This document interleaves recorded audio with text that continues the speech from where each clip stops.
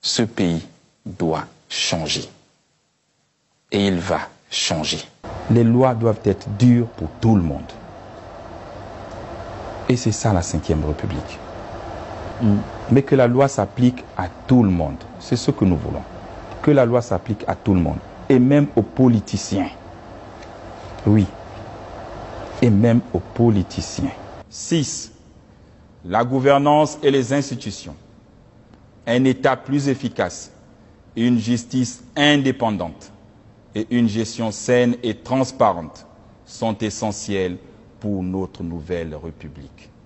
Je suivrai le chemin que me guide mon peuple. Je ne songe à rien faire.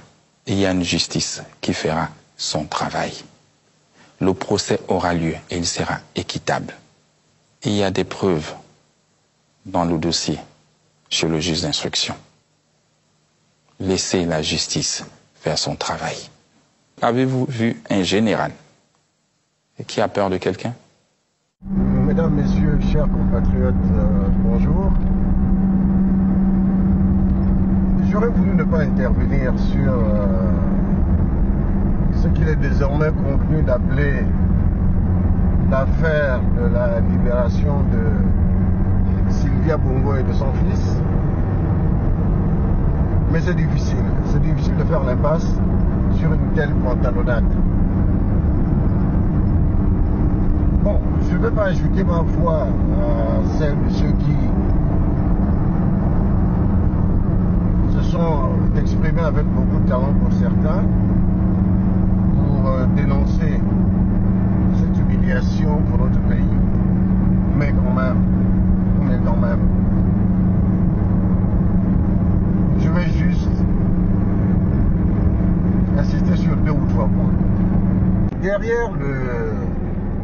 Derrière les considérations humanitaires qu'on essaie de nous vendre, se cache une autre réalité. La libération de Sylvia et Noureddine Bongo permet aux autorités d'éviter un procès public qui aurait donné lieu à un déballage. On aurait par exemple pu découvrir au cours de ce procès qui étaient les auteurs, mais aussi les bénéficiaires de la falsification de la signature d'Ali Bongo. Un procès qui aurait pu aussi permettre de retrouver la trace de l'argent qui a été saisi et dont on ne sait toujours pas quelle est la destination que cet argent a emprunté. Et puis bien d'autres choses. Mais dans tous les cas, que les uns et les autres se rassurent. Le jour viendra où chacun rendra des comptes. Parce que c'est ça, la République. Et voilà, mesdames, messieurs. Pour aujourd'hui, j'en ai terminé. Aux uns et aux autres, je vous dis à lundi prochain. O chefe de Estado angolano João Lourenço visitou hoje, segunda-feira, o antigo presidente do Gabão, Ali Bongo, deposto pelo exército em agosto de 2023.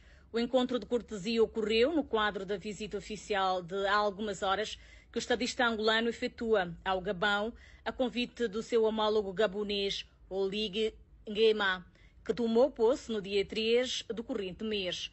Durante a estada do presidente angolano na capital gabonesa, prevê-se a assinatura de um acordo no domínio da cultura, uma vez que Libreville acolhe a sede do Centro Internacional das Civilizações Bantu, bem como será analisada a situação na região geográfica comum aos dois países.